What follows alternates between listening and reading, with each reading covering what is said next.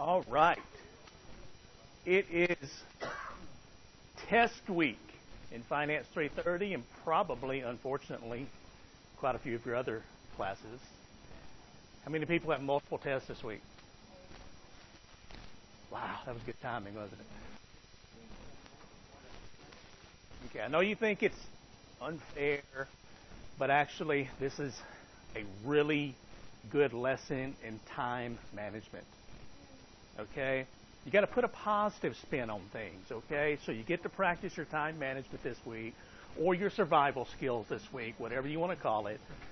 But I know you're going to be busy. Most of you have multiple tests, and so, I mean, it really is, though, important to allocate your time wisely this week. Next week, if you don't have any tests, you can go back to wasting time all you want. But this week, you have to really allocate your time wisely. Now, your testing here is going to be on Thursday, so I don't know if that means that you're going to be just mentally wore out by then. I'm thinking you're going to have your mind clear from your other tests so that you can really focus on this test, okay? That's how I'm looking at it. But a couple of things, a couple of reminders before we actually go through. We're going to talk about the test. We're going to talk about go through some practice questions today and answering questions you might have. But one thing that I did want to point out to you is last week, I think it was, I mentioned a financial advisory board for what's called the FREE program, Financial Responsibility Program. And so what I've done on the Canvas homepage for the online class and for this class is I've put a financial literacy link here. And so what you have here, you've got any announcements. For example, we had a meeting last Thursday. There's another meeting this Thursday in the Cumberland room of the Curris Center, Thursday at 3:30. And so, again, one thing I want to point out is for these meetings, you don't have to be financial experts. It's not like we're going to call on you and say, hey, we want you to teach students how to balance their checkbook, how to invest for retirement.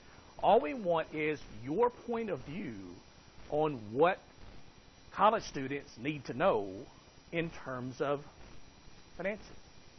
And you're the best people to ask. So you're experts on this. That's why we're bringing you into this. I mean, we could just simply say, let's not worry about the students.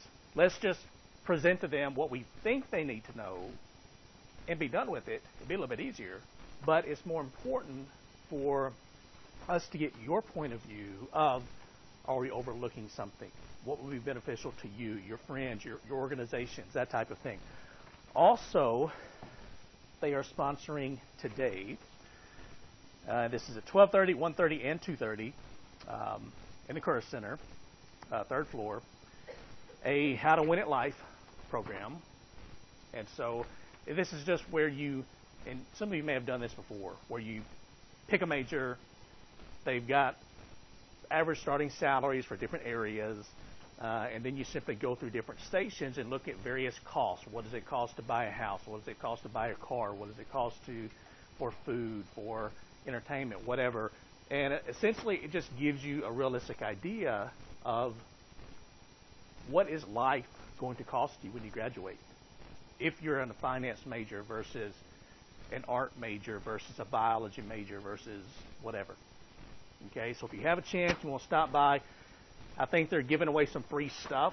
We always try to give away free stuff to encourage students to stop by. So again, this is today. So if you're interested in any of this, these are up here. I've also got that here, the different flyers. One thing that I did want to show you really quickly is, and some of you may have seen this, but it's an interview that they just posted on the free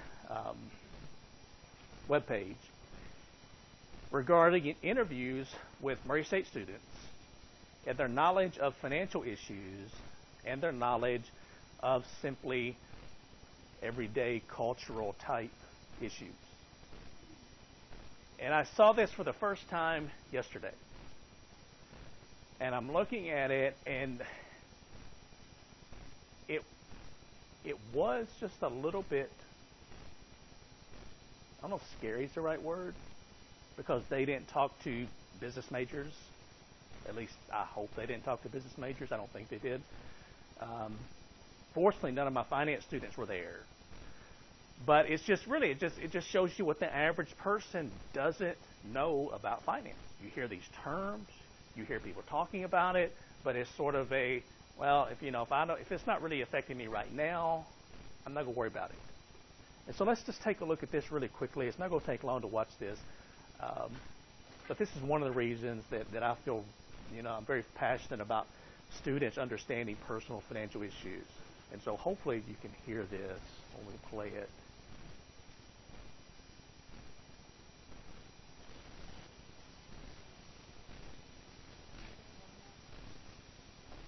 Let's see. If I need to do it here or here. So I'll go back a minute. Do you know what student loan default is? No. Student loan default? I don't know.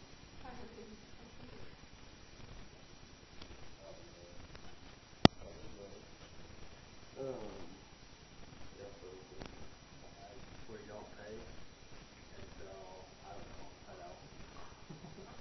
I don't know that question.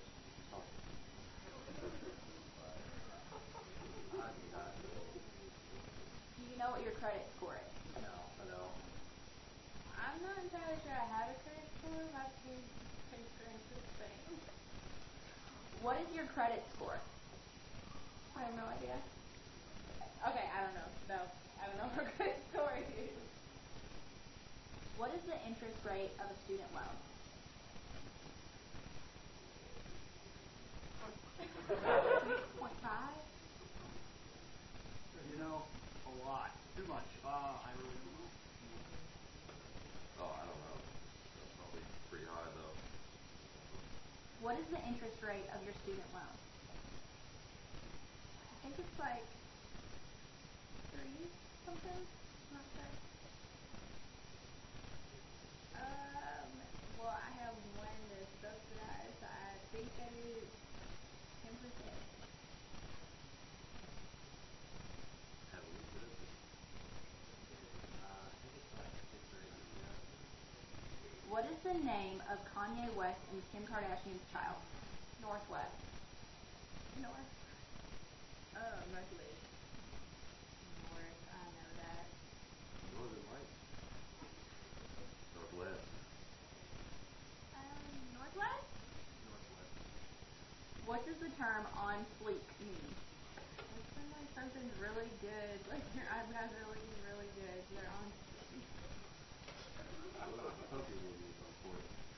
I mean, if you're looking at me, then you pretty much know. But besides that, I don't really know what to say. I guess looking fresh, fly. My eyebrows on fleek. So On fleek basically means that you got everything on point. You look perfect, I want to look like that.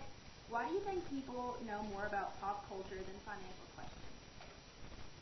Because people don't want to know about finances. A lot of people don't teach their children, or in school we don't learn about finance as much.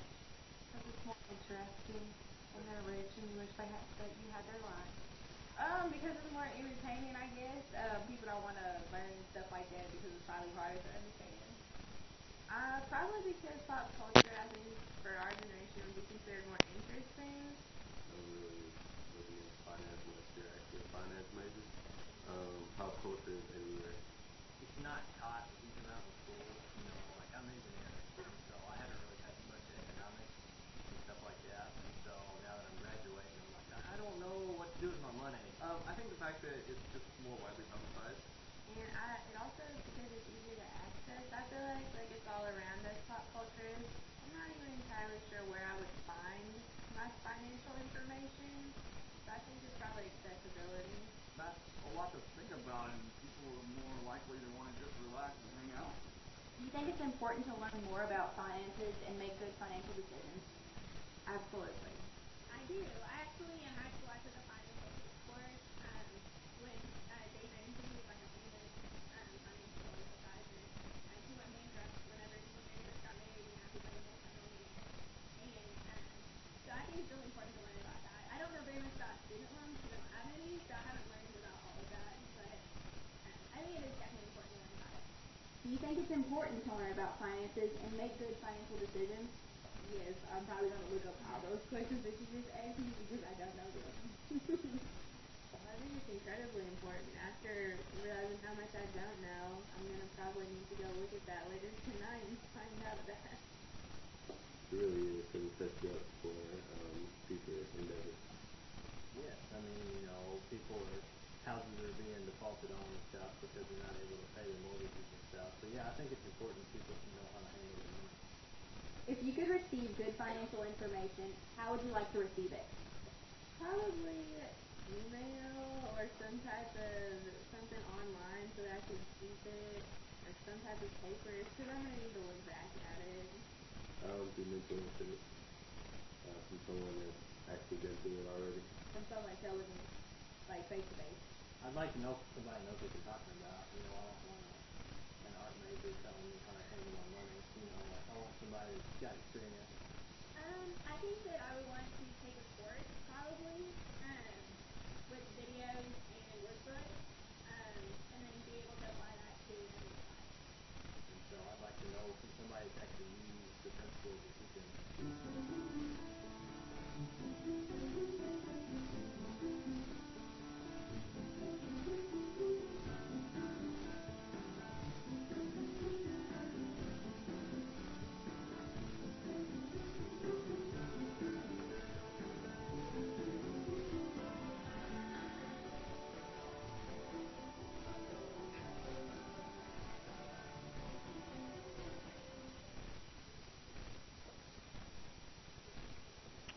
All right.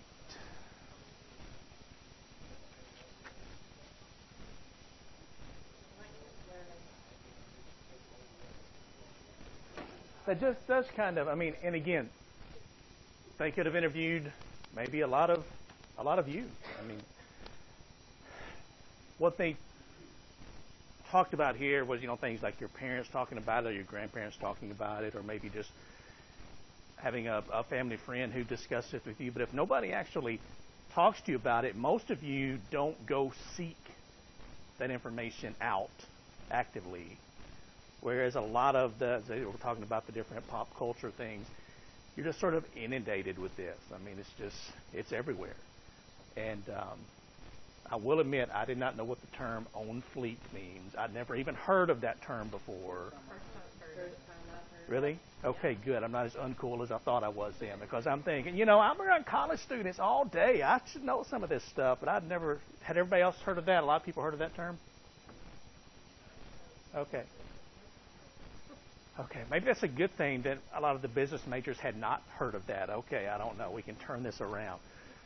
But anyway, that's just sort of what we're working on here, and it's hopefully going to be a really successful program in terms of making students, especially non-business students, aware of this information. I mean, it's really important because, as we've talked about before, and as you will see in the next chapter we get to, chapter 5, which I think you will find to be a really, really helpful chapter. If you get yourself into financial trouble, which a lot of people do, I mean, it's not unusual, but if you get yourself in financial trouble, a lot of times it will take 3, 5, 10, 15, even 20 years to dig yourself out of that financial hole. And yes, when you're finished, when you come out of that hole, you're like, wow, I am smarter now financially. But just think, what if somebody would have come to you and said, we want to teach you some of the basics of personal finance, how to handle your money, so that you don't get yourself into that financial hole, and then you can start right out of college investing, making smart financial decisions, and kind of work your way up from there. It puts you so far ahead of where you would have been.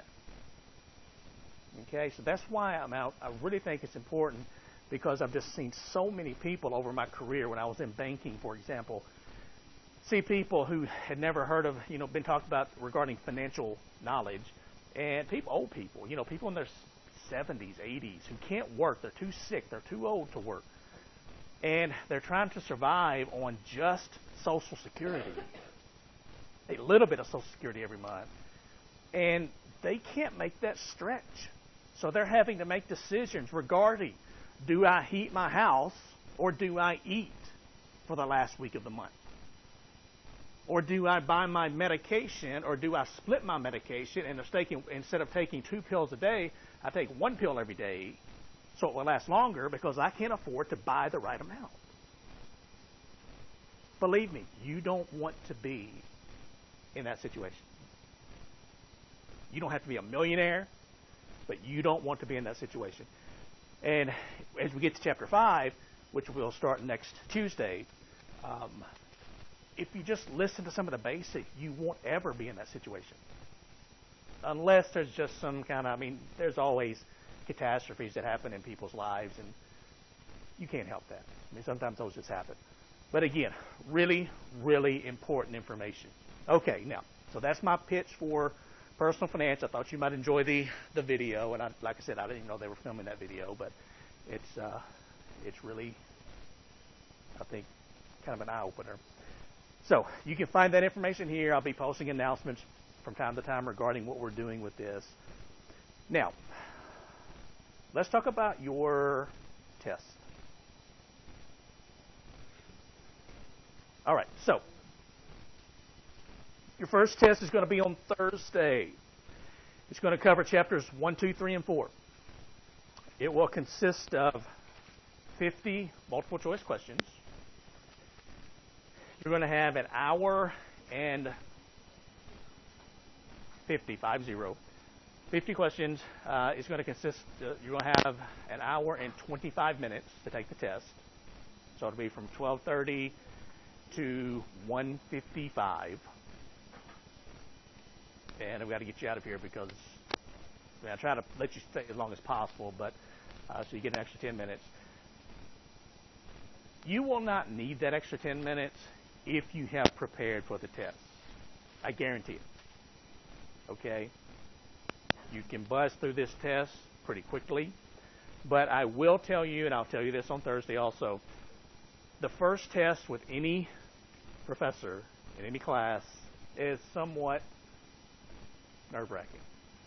You're not sure, what is he going to ask? How long is it going to take for me to take the test? What type of questions? How many problem-solving questions? How many theory-type questions? And I had somebody come to me earlier, and I've had actually more than one person. They've looked at the practice questions that you will see here, the second item down under testing items. And they're like, wait a minute. These practice questions you posted, they are hard questions. At least some of them are hard questions. And I will admit, they are hard questions. But the way I like to do this, and hopefully this will make you feel a little bit better, is that the practice questions that I post, they are going to be more difficult than the test questions you will see. At least some of them. Okay? Now, some professors like to do it the other way. They'll put some practice questions out there that are just nice and easy questions. But then when you get the test, they body slam you with a lot of hard questions. Okay? I do it the opposite way. What I want you to do is, if you know how to work the practice questions, when you get to the test, you're going to do fine. Okay? And we'll look at some of these practice questions, and we'll go through them just to make sure you understand what I'm talking about here. But 50 questions, all multiple choice, probably about a 60-40 mix, 60% problems. 40% problems, 60% definition and theory type questions. Maybe not even 40% problems, maybe 35% problems, something like that. I try to disperse the questions evenly among the chapters. Chapter 4, being the least material, will probably have fewer questions than chapters 1, 2, and 3. But the first test, you'll feel a lot better about future tests. But I want to make sure that you prepare for it, that you understand This is not one of the classes where you can study 15 minutes before class and walk in here and do well, typically. I'm not saying there's not a genius in here who, maybe you can do that. But please don't bet your grade on you being a genius and being able to do that.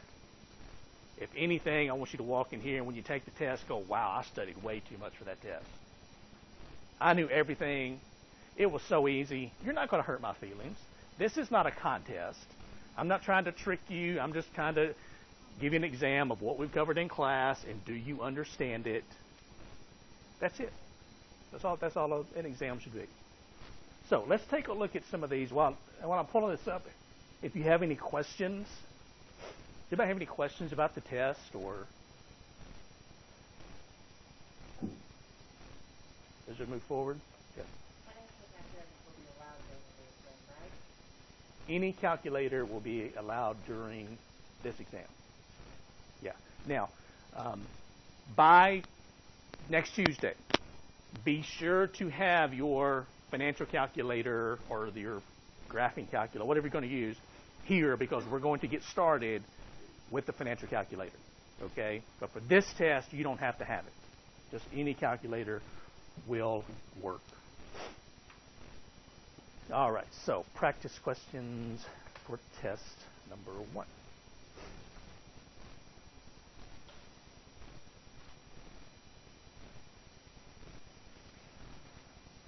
What's the easiest way to do this?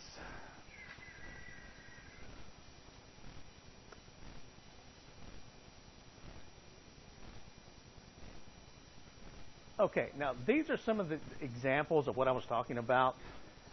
These types of questions where it says which of the following is incorrect or correct, these are really difficult questions for the most part.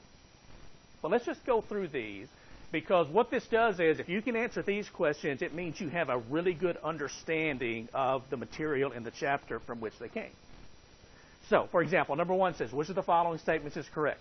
So take a look at this and tell me which of these is the right answer.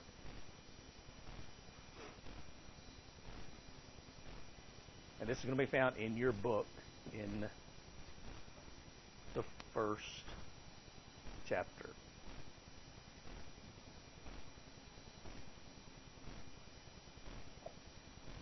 So which one is incorrect?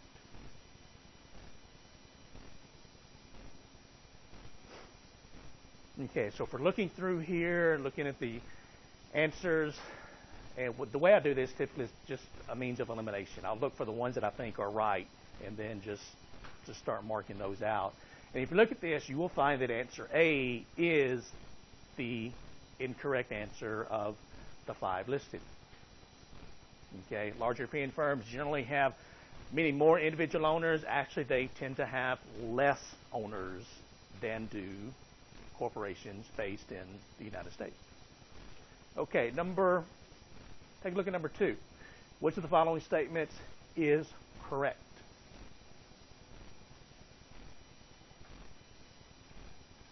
And this is talking about the forms of business organizations, corporations, partnerships, sole proprietorships, and also the agency issue.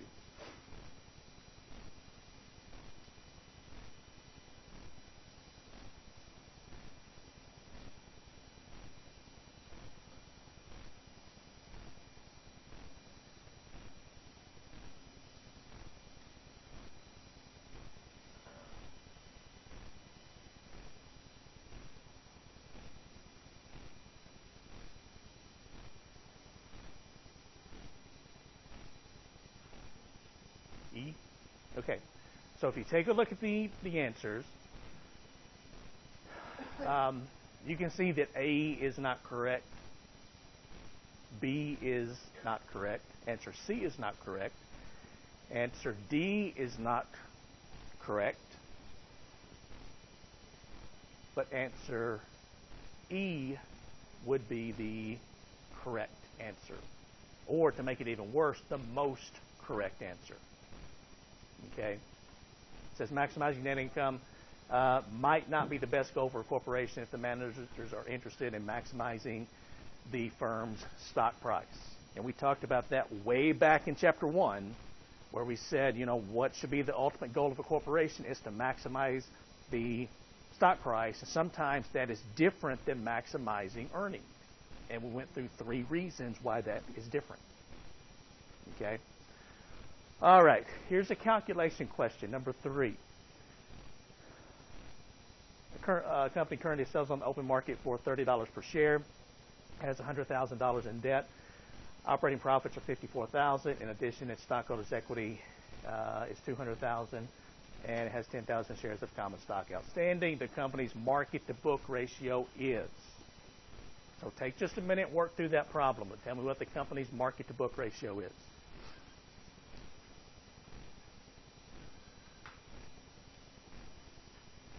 And if you remember, if you go back and take a look at your ratios, the first thing that you have to calculate is, because I think we should be given the market price, okay, so it's $30 per share, so that's half of the calculation.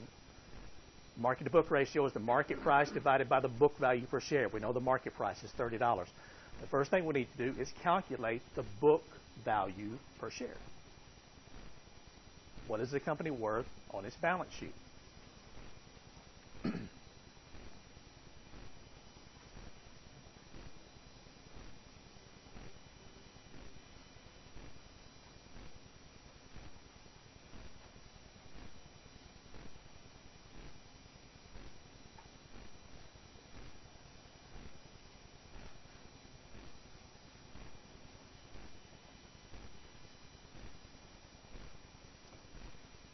Now, number 3 is a question that that's something like you might see on the test. Okay? A and B, or excuse me, 1 and 2, that's probably a little bit much for the test. But number 3, I mean, that's a realistic test question. Okay? So another reason you might want to look at these is you could possibly see some of these test questions again on the test. So that's a really good reason to look at them. You're going to give us the equation? Yeah, I will give you the equations. Yes.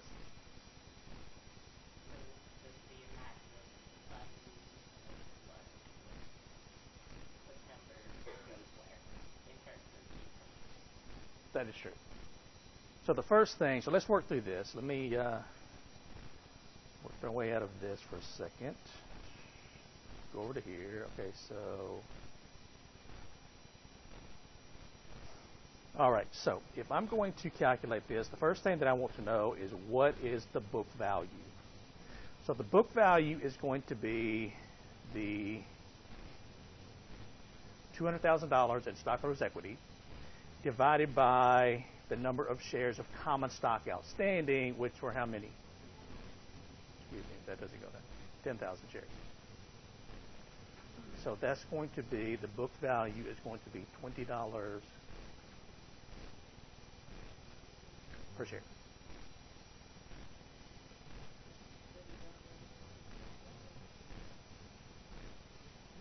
So the market book value is going to be the market price per share, which is given to you, divided by what we just calculated, the $20 per share. And so that is going to be 1.5 times, which is answer 8, 1.5. Does everybody see where these numbers are coming from here? Pretty straightforward.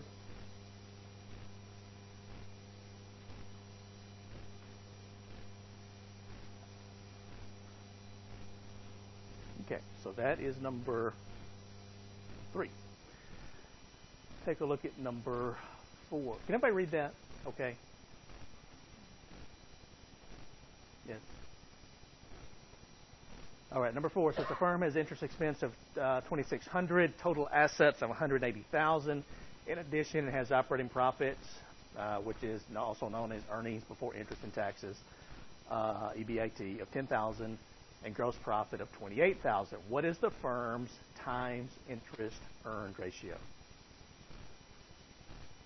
So if you think back to the ratio, what is the times interest earned ratio? It's simply Good. Is how many times the firm makes in terms of operating profit compared to its mandatory interest payments. How much cushion does it have? And so if we take operating profits divided by interest expense, that's going to give us our times interest earned ratio. So in this case, operating profit is 10,000.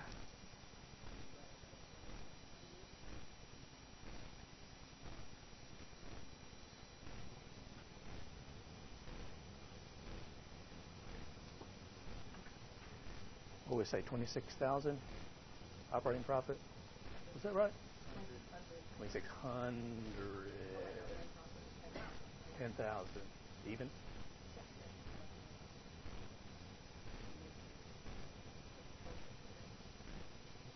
And so that equals how much? Which one? What's one of the answers? 3.8. 3.85 times. Okay, so this company has 3.85 times as much in operating profit as it does in mandatory interest payments. And again, the higher this number, the more cushion the company has in case something goes wrong in terms of the numerator. Maybe their operating profits go down for some reason, or yes, go down, or their interest expense, the denominator goes up. So the larger cushion you have, the more of a safety net you have. All right, so that is number 4. Number 5, all of the following are examples of current liabilities except. This is a good test question. Pretty straightforward, pretty simple. Okay, the answer would be A, accounts receivable. Accounts receivable fall under what category? Okay, assets or current assets. Okay, short-term assets. So the answer would be A. Number 6. Okay, number 6 is a good one because remember back in chapter 3, I said that you don't necessarily have to recreate precisely an entire income statement or balance sheet, but I want you to know what order things are in on an income statement or balance sheet. This is a really good example of that. It says the firm has the following accounts and financial data, and we've got all kinds of numbers here. Sales revenue, accounts receivable, interest expense, accounts payable. I mean, just lots of information. Now, I'll go right on that. If you go through here, if you look at net profit after taxes, the first thing you can do is you can go through this list of numbers and you can take off anything that is found on the balance sheet. Because we're looking at an income statement, net profit after taxes, so you don't need any balance sheet line item. So things like accounts receivable, we can take that out, okay? Now, as we go through here, we can put this information in place. So take a look at these numbers, and then let me bring up this, okay? So as we work our way down, what we're going to do is we would start with our sales revenue of $3,060. Then we're going to subtract from that what we have, cost of goods sold of $1,800.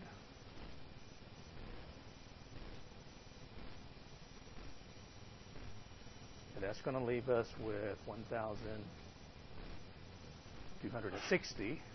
We call this gross profit. Remember, these are sales, cost of goods sold, gross profit. Then we're going to subtract from that, let's see, what else do we have here? Operating expenses.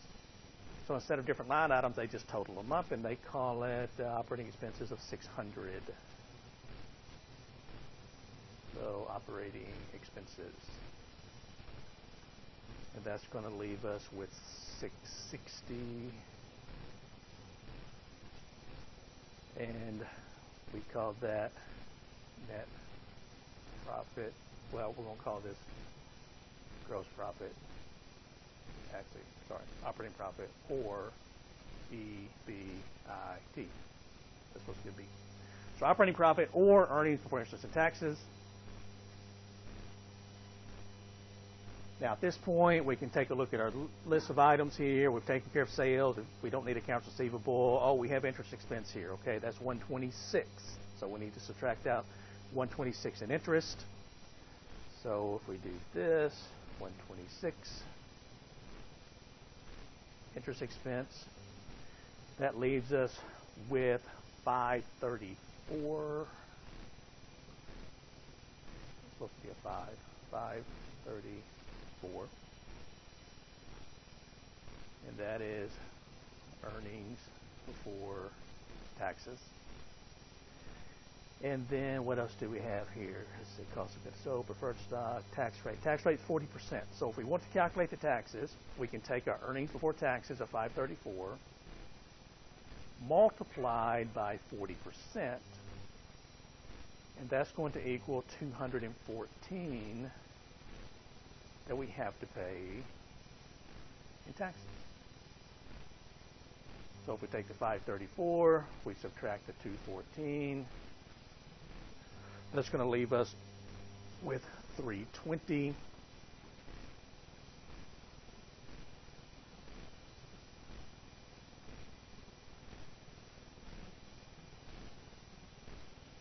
Which is net profit after taxes. And so, hopefully, okay, that's one of the answers. That is answer C. Now, we're going to take this one step further. Let's say you see this exact question. Everything's the same, except the question reads, what is the company's earnings available to common stockholders? A little bit different question. A lot of it's going to look the same. If we go back and take a look at the question, but it says the firm's earnings available to common stockholders for 2010 is how much? What one additional step do we need to take to come up with earnings available for common stockholders?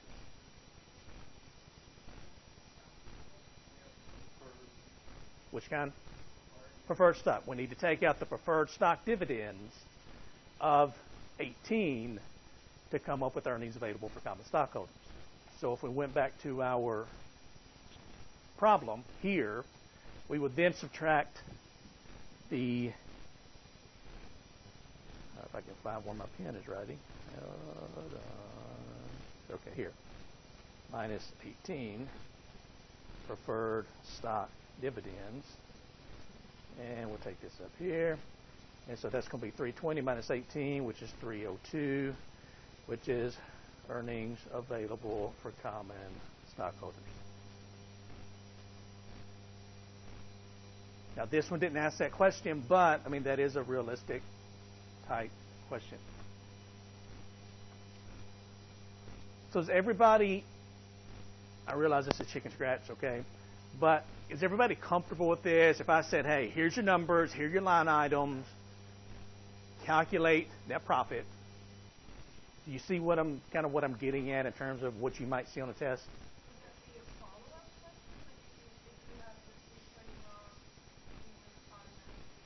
It could possibly be. I mean, I just thought about that. I'm just like, hey, let's just throw it in since they do have preferred stock. Now, of course, if in this problem, if there were no preferred stock dividends, then your net profit after taxes would be also the earnings available to common stockholders.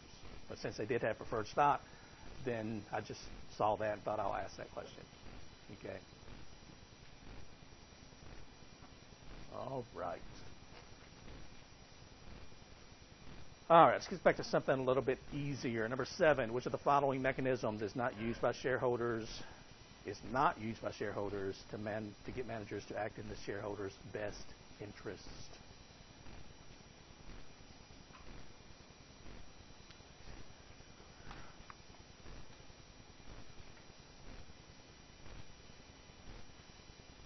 Actually, C is actually the only one we didn't talk about in class. I'm not even sure if C is in the book. I'm hoping it is. It isn't? Okay, I need to explain that then. Does anybody know what a golden parachute is for managers? Because what we're saying is which is not used by shareholders to get managers to act in their best interest. So let's turn it around. Let's say which ones are used by shareholders to motivate managers to act in their best interest. So this goes back to the agency problem that we talked about, where managers are trying to do the best for themselves, stockholders trying to get the most in terms of stock price. If you look at answer A is a motivation for managers to do what they're supposed to do. Okay, most of us don't want to get fired, especially if you're a highly paid manager. I'd say B, managerial compensation, that motivates managers to a certain extent to act in the best interest of shareholders. Although we said, there can be a cutoff point at that, where it just doesn't motivate you that much. The threat of a takeover, either a friendly or a hostile takeover, motivates managers to act in the best interest of shareholders. But a golden parachute, what this is a clause in a executive's employment contract that simply says, if I'm fired for any reason, you have to pay me a lot of money. So what it says is basically that in order to get rid of a manager, especially a high-level manager, it's going to cost the company more than it's actually worth in terms of getting rid of that manager. So we can't afford to fire our company president or CEO. Now, golden parachutes were really, really popular a few years ago, and they're still popular if you're lucky enough to get it in your employment contract. I mean, what it's saying is I can screw up terribly, and you still have to pay me a lot of money for me to leave your company. So that's a golden parachute. And, of course, that's not going to motivate managers to act in the best interest of shareholders. That's going to motivate managers really to take excessive risk, because if the risks pay off, the manager looks great, and maybe they get larger bonuses or larger stock options. If the risks don't pay off, well, yeah, I'll leave, but you need to pay me to leave. Okay? Unfortunately, I don't have a golden parachute with Murray State University. Okay? So they don't have to pay me to leave. They can just say, leave.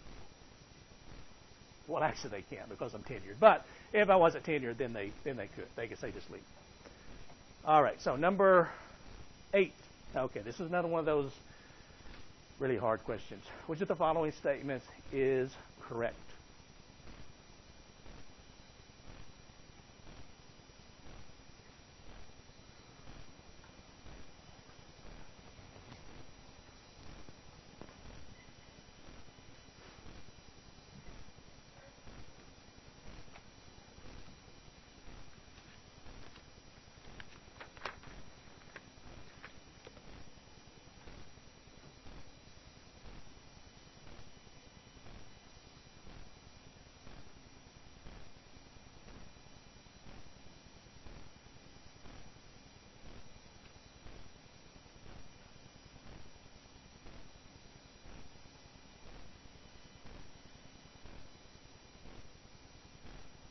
If you look at these, some of these are pretty close. For example, if you look at answer D starts out really well. It says an agency relationship exists when one or more persons hire another person to perform some services. We're good up to that point.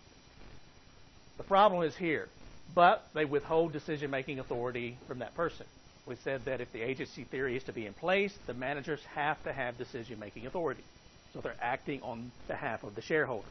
So answer D doesn't fit that category. So the best answer would be answer C. Shareholder agency costs include the opportunity costs associated with constraining managerial freedom, but do not include salaries. Okay, they include, and there's a list of agency costs. Things like audits, things like opportunity costs, and that type of thing. All right, so answer C for number 8. Number 9, which of the following statements about the corporate form of business organization is incorrect?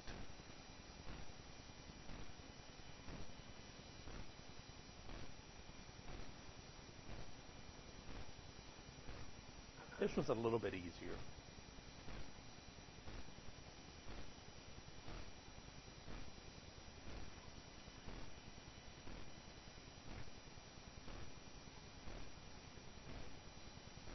Okay, so if you look at them, the best answer, and it's fairly straightforward, is answer A.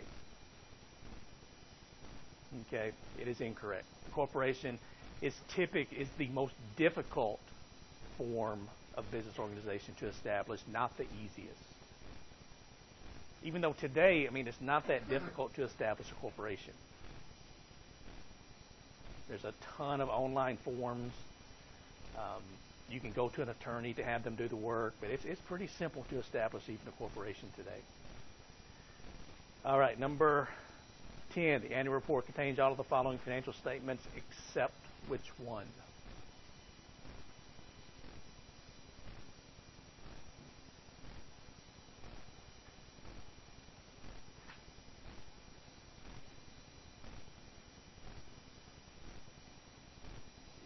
And these are found in your book. They're also found in your slides. B is the only one that it doesn't contain. It'll contain the income statement, the statement of cash flows, the balance sheet, and the statement of retained earnings. Really in here, we're focusing on, in terms of the makeup, the income statement and the balance sheet. Okay. Number 11, which of the following statements shows the portion of the firm's earnings that have been saved rather than paid out as dividends? Okay, that one's pretty straightforward, the statement of retained earnings. We said that's just like a company's savings account. When a company makes a profit, they can do two things with that profit. They can either pay it out in dividends or they can put it into their retained earnings account. That's it. All right, number 12. Which of the following ratios measures how effectively a firm is managing its assets?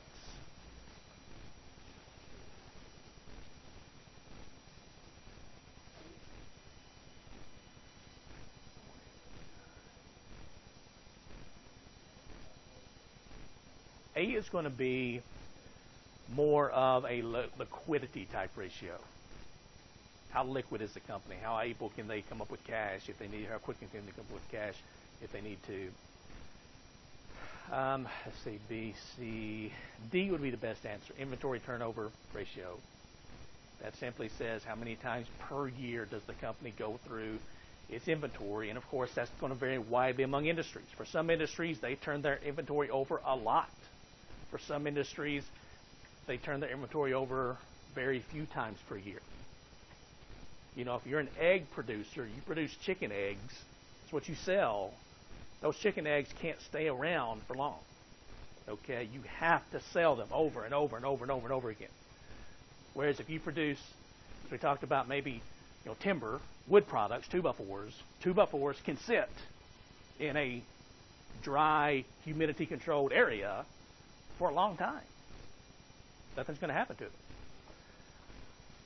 Number 13, if your goal is to determine how effectively a firm is managing its assets, which of the following sets of ratios would you examine?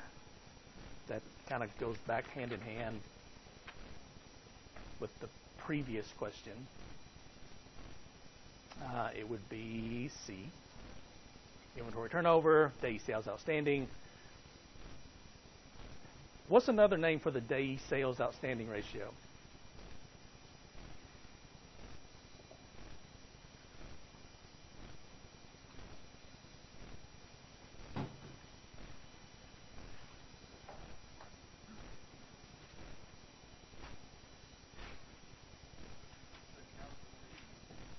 Okay, it has to do with accounts receivable. That's exactly right.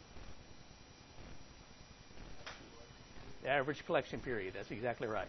So the average collection period, or the days sales outstanding, simply says how long does it take us to collect on money that's owed to us. We've sold things to customers, but they haven't paid us. How many days does it take us to collect that money? All right. Okay, number 14. Which of the following statements is correct?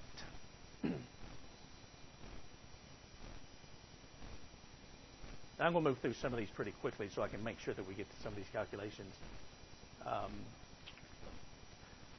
Let's see, the tax depreciation, short-term debt.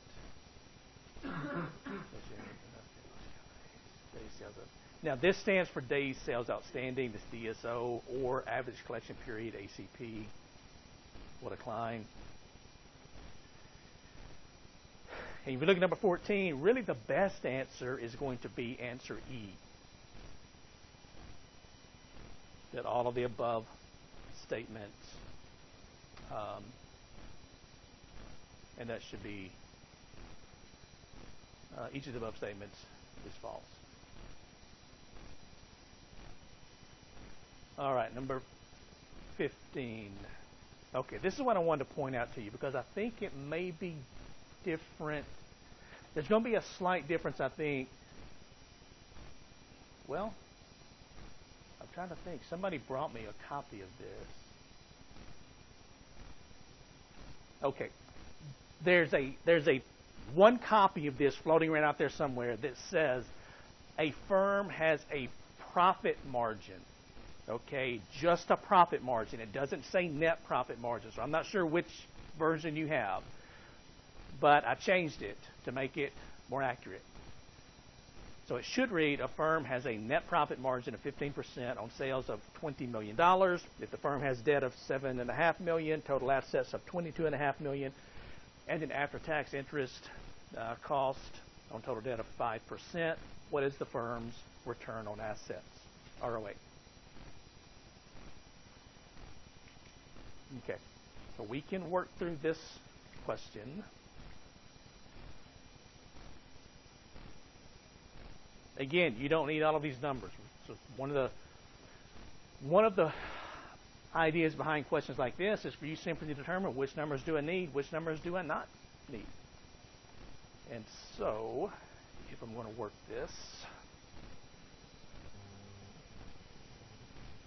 this goes back to what do you know about the different ratios. So if we know that the net profit margin is 15% and sales are $20 million, then we can simply take our 20 million multiplied by 15%, and that would give us, since it's the net profit margin, that would give us $3 million of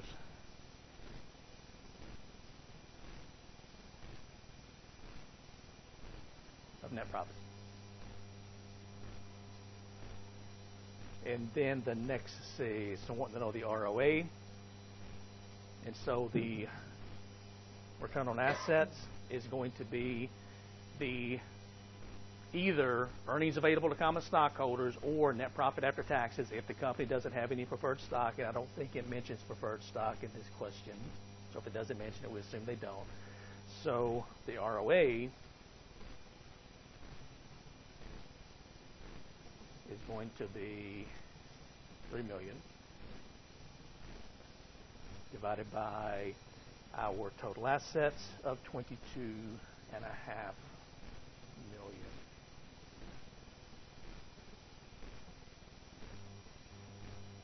And so that should be 0.13.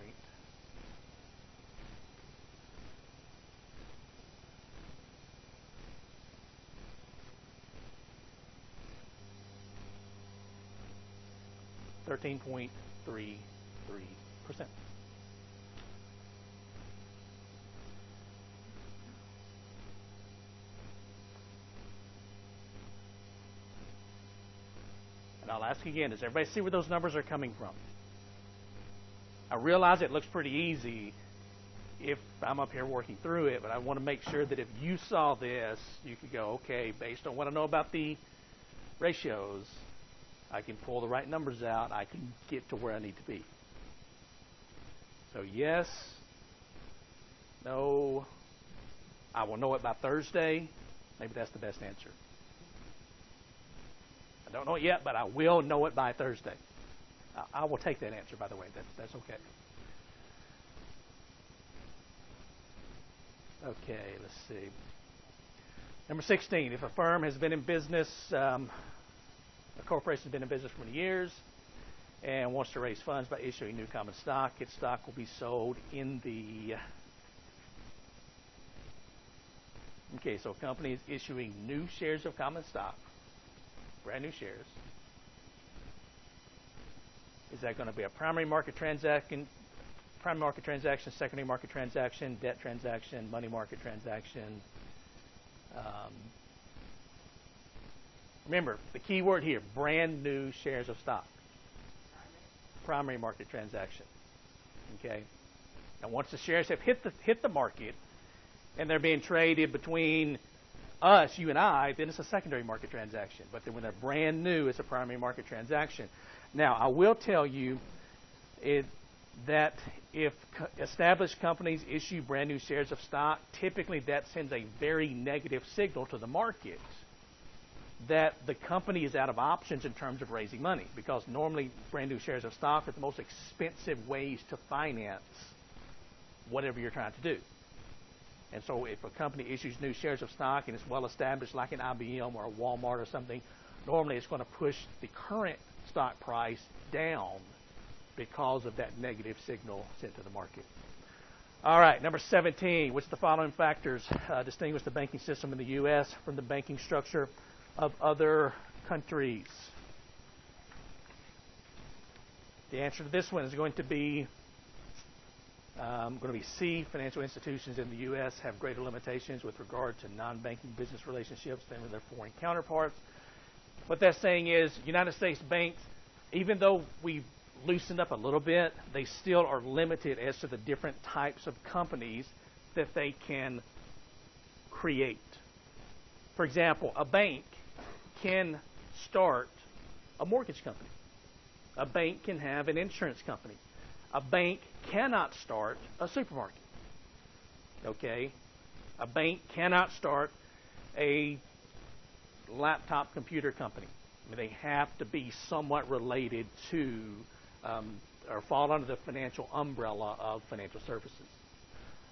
Number 18, which of the following is not an advantage of going public? So that what that means is taking your company public as opposed to being a privately held corporation.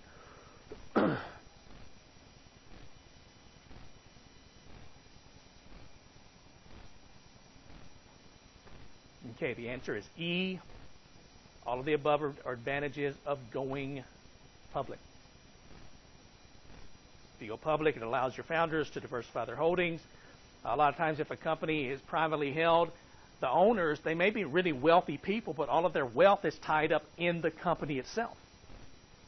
And once they go public, then they're selling those shares. That's when their payoff actually comes in. And you can look at, really famous examples like, for example, Google, when they went public and their founding members then became billionaires instantly, or Facebook, or a lot of other companies that have gone public recently.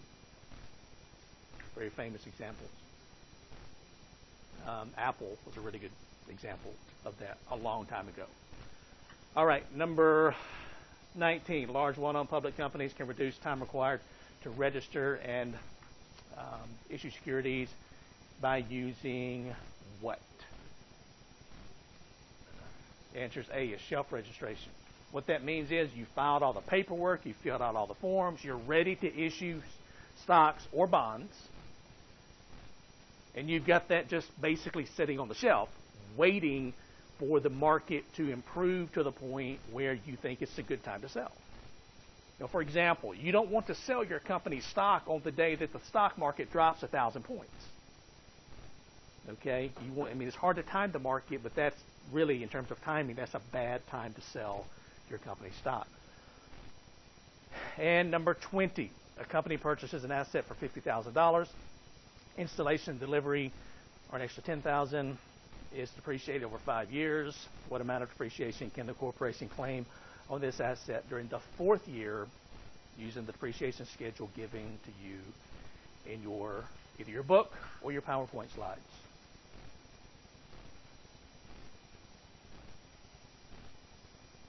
And so if we want to calculate this, pretty straightforward.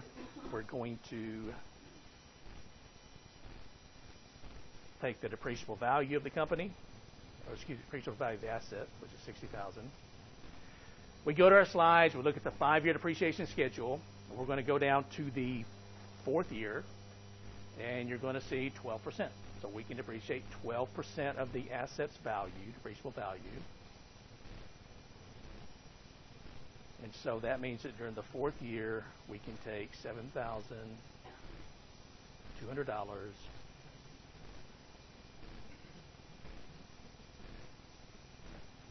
in depreciation expense.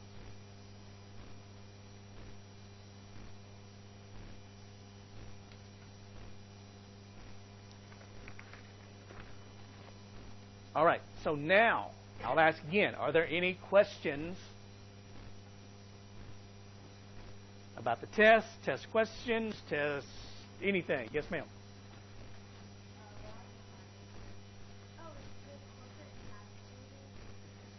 It will be given to you. Yes. With the corporate tax table? Okay.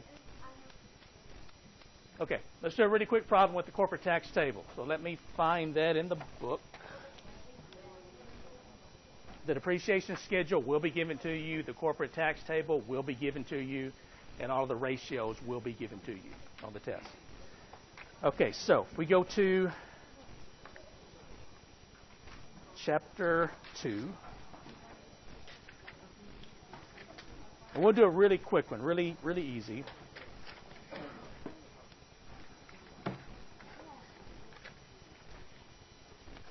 All right, the tax table is found on page 46 in your book. So let's say, for example, that I ask, the question is, a company makes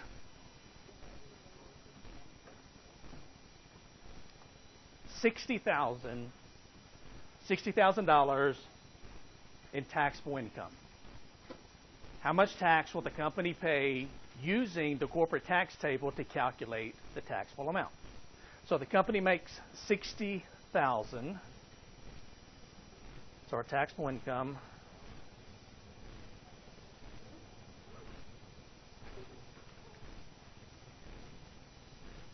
is 60 grand. We're going to go to our tax table. We're going to find out where does it fit. So if you go to your tax table on page 46, you'll see if you go down to the second line, that is taxable income from 50 to 75,000. So the 60,000 fits in there. And it says the base tax that we're going to pay is going to be $7,500. So we'll put that over here. So this is our base tax. And we're going to pay 25% times any amount over $50,000. Okay? So if we take our $60,000 that we have in taxable income minus $50,000, that leaves us with an additional $10,000 that we have to pay 25% tax on that amount. So if we take our 10,000 times 25%, that's going to equal 2,500 in taxes. We're going to go over here and we're going to add that to our base tax.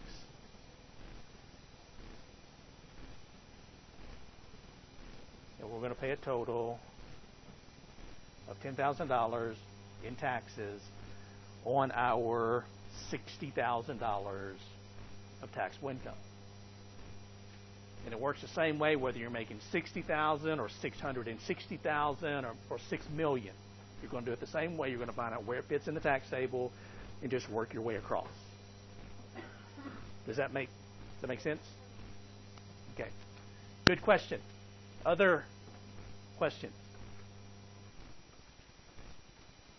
All right. Everybody have a great day. Study hard. I will see you back here on Thursday.